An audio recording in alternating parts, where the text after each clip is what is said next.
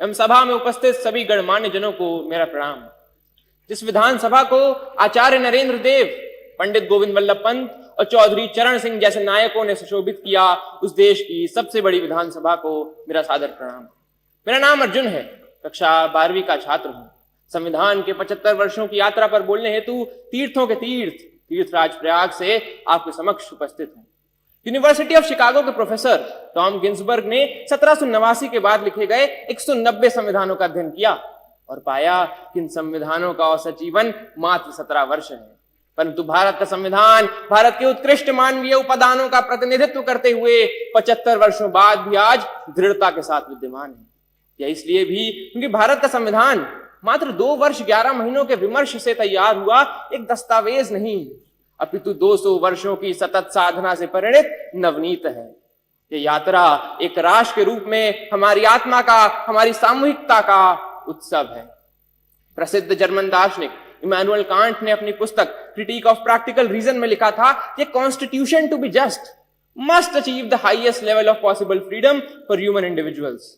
कांत की इसी वैचारिकता को अपनी समस्त समग्रता में समेटने का काम संविधान ने किया और एक समावेशी लोकतंत्र संजोया।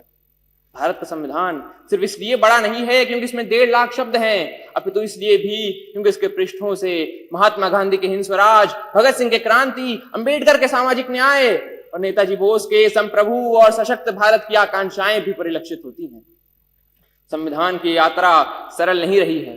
अगर इसने 24 अप्रैल 1973 को केशवानंद भारती निर्णय के रूप में रक्षा का प्रयास देखा, तो 1975 में आपातकाल के रूप में प्रहार भी देखा। संविधान हमारा वह दर्पण है जिसमें हम अपने अतीत को देखते हैं, वर्तमान को समझते हैं और भविष्य को गढ़ते हैं। हमें यह भी समझना होगा कि संविधान साधन है, साध्य नहीं। हाँ, वो हमें जमीन तैयार करके तो दे सकता है, परंतु उस पर फसल बोने का काम हमारे ही जिम्मे है।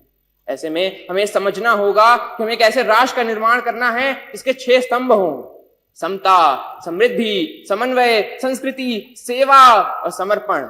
एक ऐसा भारत जहां हर व्यक्ति कह सके मैं भारत हूं और भारत मुझ में। जहां विश्व में तमाम जगह संवैधानिक मूल्यों के लिए, मताधिकार के लिए आंदोलन देखे गए, वहीं भारत में सहजता से प्राप्त मताधिकार एवं मौलिक अधिकारों ने शक्ति का संचार किया। हमारा ये कर्तव्य है कि हम एक ऐसे राष्ट्र का निर्माण करें जिसमें हर हाथ को अवसर मिले, हर सपने को ऊंचाई मिले और उसे पूरे करने का नैतिक साहस मिले।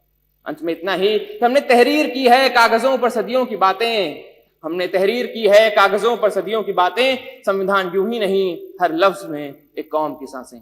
धन्यवाद।